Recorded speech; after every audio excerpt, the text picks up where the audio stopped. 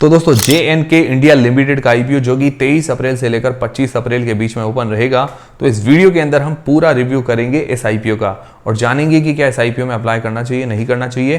तो दोस्तों कैसे हैं आप सब लोग, उम्मीद करता हूं काफ़ी अच्छे होंगे। सबसे पहले इसका ग्रे मार्केट का प्रीमियम देखेंगे, इससे हमें लिस्टिंग गेंस का अंदाजा हो पाएगा। फिर इस कंपनी की डिटेल्स के बारे में जानेंगे, मतलब कंपनी क्या काम करती है, कौन से सेक्टर की कंपनी है, फ्यूचर कैसा रह सकता है। फिर इसके फाइनेंशियल्स और फंडामेंटल्स जानेंगे, मतलब कंपनी प्रॉफिट वगैरह जनरेट कर रही है या लॉस मेकिंग कंपनी है, और अपने जो भी कंपिटिटर्स वगैरह हैं उनसे महंगी वैल्यूएशंस है या सस्ती वैल्यूएशंस है।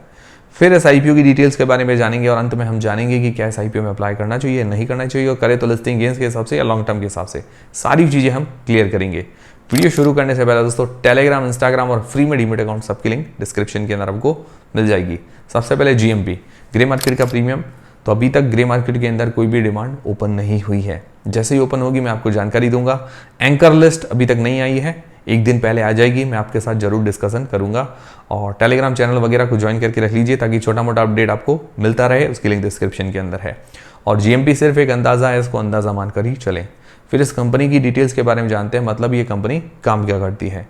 तो कंपनी जो है सन 2010 के अंदर इनकॉर्पोरेट हुई थी, करीब करीब 14 साल हो गए हैं अपने ही सेक्टर के अंदर। तो ये कंपनी डिजाइन, मैन्युफैक्चरिंग, सप्लाई और इंस्टॉलेशन करती है। किसका करती है? हीटिंग और जो थर्मल इक्विपमेंट्स होते हैं उनका।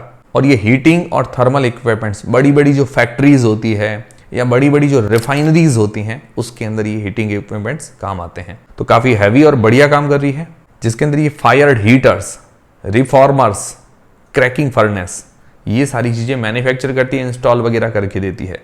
और इसका जो मैक्सिमम रेवेन्यू जनरेट होता है, मतलब किस सेक्टर के अंदर इसकी चीजें काम आती है, तो ऑयल एंड गैस और पेट्रोकेमिकल वाले जो भी कंपनीज हैं उनके अंदर इसके इक्विपमेंट्स काम आते हैं। 90% से ऊपर रेवेन्यू ऑयल एंड गैस और पेट्रोकेमिकल वाली कंपनी से ही जनरेट होता है। बाकी इसके अलावा फर्टिलाइजर्स वगैरह बनाने वाली या अदर कंपनी से जनरेट होता है। और कुछ मुख्य कस्टमर्स की बात करें तो IOCL मतलब Indian oil corporation, BPCL Bharat petroleum limited, Tata projects हैं और कुछ फर्टिलाइजर वाली कंपनीज हैं।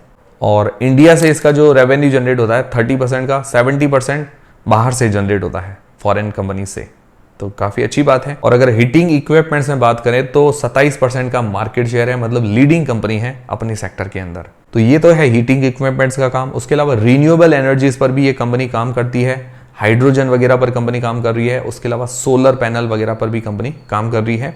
उसके बारे में और ज़्यादा डिटेल्स बाद में आएगी, क्योंकि अभी इस पर वर्किंग मोड पर काम है। तो सेक्टर देखिए, सेक्टर बढ़िया है, बिजनेस अच्छा नजर आ रहा है, डिमांडिंग है और अपने आप में लीडिंग कंपनी है।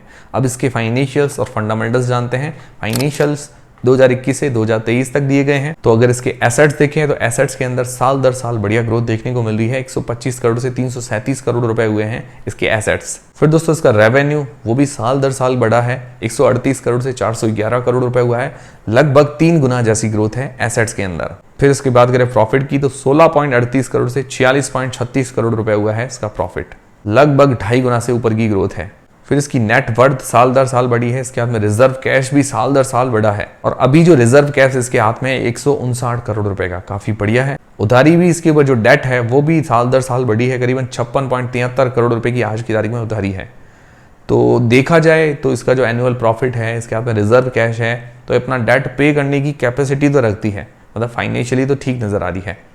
पर फ्रेश इश्यू जो पैसा जुटाएगी उसके अंदर अपनी उधारी चुकाने के अंदर पैसा काम में नहीं ले रही। ये मुझे थोड़ा सा नेगेटिव पॉइंट लगा कि बढ़िया है फाइनेंशियल्स, पर आप क्या कि डेट फ्री हो जाओ, पूरा जीरो डेट हो जाएगा तो कंपनी और ज़्यादा बढ़िया लगेगी। और हालांकि डेट टू इक्विटी रेशियो 0.34 का है, मतलब 1 से कम होना चाहिए, इसका 0.34 बढ़िया है, मतलब फाइनेंशियली कंपनी स्ट्रांग लग रही है। बाकी ROE रिटर्न ऑन इक्विटी 31% की है, ROC 34% का है, और प्रॉफिट मार्जिन जो निकल कर आते हैं करीबन 18% के, ये अच्छी बात है। तो फाइनेंशियली फंडामेंटली स्ट्रांग कंपनी है, नजर आ रही है। फिर पी देखिए, प्राइस टू अर्निंग्स रेशियो तो 43 का निकल कर आता है। रेवेन्यू है 407 करोड़ रुपए का, इस मतलब FY23 के अंदर। फेस वैल्यू है 2 रुपए पर शेयर। इसके जो पीयर्स हैं थर्मैक्स और भेल, थर्मैक्स का पी 113 का, फेस वैल्यू 2 रुपए और रेवेन्यू है 8000 करोड़ रुपए के आसपास का। तो थर्मैक्स से काफी छोटी कंपनी है, पर वैल्यूएशन उससे थोड़ी रीजनेबल लेकर आए हैं। भेल का पी है 186 का, भेल का रेवेन्यू है 23,365 करोड़ रुपए का, तो पेल से तो बहुत छोटी कंपनी है, तो पेल से भी अभी थोड़ी सस्ती वैल्यूएशंस है, पर कंपनी देखा जाए तो इन दोनों से बहुत छोटी है रेवेन्यू के मामले में। तो मुझे लगता है वैल्यूएशंस थोड़ी और सस्ती करनी चाहिए थी। हालांकि पी वाइज देखे तो दोनों कंपनी से थोड़ा कम पी है, पर वैल्यूएशंस थोड़ी और सस्ती करनी चाहिए थी। तो ये हो गए इसके फाइनेंशियल्स और फंडामेंटल्स। फाइनेंशियली फंडामेंटली कंपनी ठीक नजर आ रही है। फिर इस आईपीओ की डिटेल्स के बारे में बात करें तो 23 से लेकर 25 अप्रैल के बीच में ये आईपीओ ओपन रहेगा। फेस वैल्यू है ₹2 पर शेयर और इसका प्राइस बैंड रखा गया है 395 से लेकर 415 रुपए के बीच में। 36 शेयर्स का ये लॉट है। इसका इश्यू साइज है 649 करोड़ रुपए का। इसके अंदर फ्रेश इश्यू है 300 करोड़ रुपए के और ओएफएस के अंदर 349 करोड़ रुपए की हिस्सेदारी प्रमोटर्स वगैरह सेल करेंगे। ओएफएस थोड़ा ज़्यादा ही है, मुझे नेगेटिव लगा, और फ्रेश इश्यू के जरिए पैसे जुटा रही है, अपना डेट पे नहीं कर रही है। पूरा का पूरा पैसा वर्किंग कैपिटल रिक्वायरमेंट के लिए काम आएगा। मुझे लगता है कुछ नए इक्विपमेंट्स या डेवलपमेंट के लिए काम में लेना चाहिए था। हो सकता है इसके अंदर भी पैसा काम आए, पर ये भी इसमें बताया गया है कि वर्किंग कैपिटल के अंदर पैसा काम में आएगा। लिस्टिंग डेट है 30 अप्रैल को। 30 अप्रैल को शेयर मार्केट के अंदर लिस्ट हो जाएगा। तो ये हो गई पूरे आईपीओ की डिटेल्स। अब सबसे मेन सवाल ये आता है कि क्या इस आईपीओ में अप्लाई करें या नहीं करें, और करें तो लिस्टिंग गेन्स के हिसाब से या लॉन्ग टर्म के हिसाब से। उससे पहले आपके पास या आपके फैमिली मेंबर्स में किसी के पास भी डीमेट अकाउंट नहीं है, बिल्कुल फ्री में डीमेट अकाउंट खुलवाने की लिंक डिस्क्रिप्शन के अंदर आपको मिल जाएगी। तो सबसे पहले लिस्टिंग गेन्स के हिसाब से क्या इस आईपीओ में अप्लाई करें या नहीं करें, तो देखिए जीएमपी अभी तक ओपन नहीं हुई है, मतलब ग्रे मार्केट के अंदर अभी तक डिमांड नहीं आई है।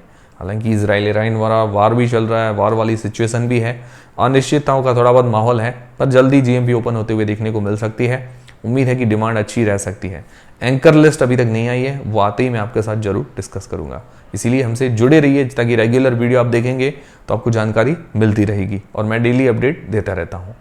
फिर लॉन्ग टर्म के हिसाब से बात करें तो उसके पॉजिटिव्स और नेगेटिव्स दोनों ही देख लेते हैं। पॉजिटिव के अंदर कंपनी का सेक्टर बढ़िया है, कंपनी का जो काम है काफ़ी अच्छा नज़र आ रहा है, बिजनेस वाइज ठीक है, फाइनेंशियली स्ट्रॉन्ग कंपनी नज़र आ रही है, फंडामेंटली भी स्ट्रॉन्ग है, और उसके अलावा वैल्यूएशंस भी ठीक नज़र आ रही है।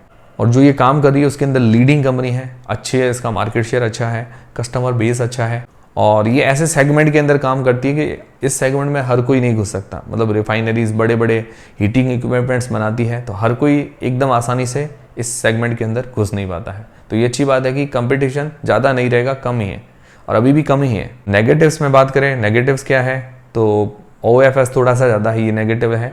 उसके अलावा फ्रेश इश्यू के अंदर मैंने आपको बताया कि अपना उधारी चुकाने के अंदर पैसा काम में नहीं ले रही है, पूरी की पूरी डेट फ्री हो जाती है अगर उधारी चुका देती तो ये थोड़े दो नेगेटिव लगे। उसके अलावा विशेष मुझे अभी कोई नेगेटिव नहीं लगा। हाँ, वैल्यूएशंस थोड़ी सी और सस्ती करते तो और बढ़िया रहता। ओवरऑल कंपनी ठीक नज़र आ रही है। अगर डिमांड बनती है तो मैं भी अप्लाई करने का सोचूंगा, डिमांड नहीं बनती है तो आप फिर आगे देखेंगे। इसीलिए मार्केट वगैरह देखना जरूरी है रेगुलर। तो ये थे सारे आज के अपडेट्स। उम्मीद करता हूँ हमारा वीडियो, हमारी जानकारी आपको पसंद आई होगी, हेल्पफुल रही होगी। हेल्पफुल रही है तो वीडियो को लाइक जरूर करें, चैनल को सब्सक्राइब कर लें। मिलते हैं दोस्तों अगले वीडियो के अंदर।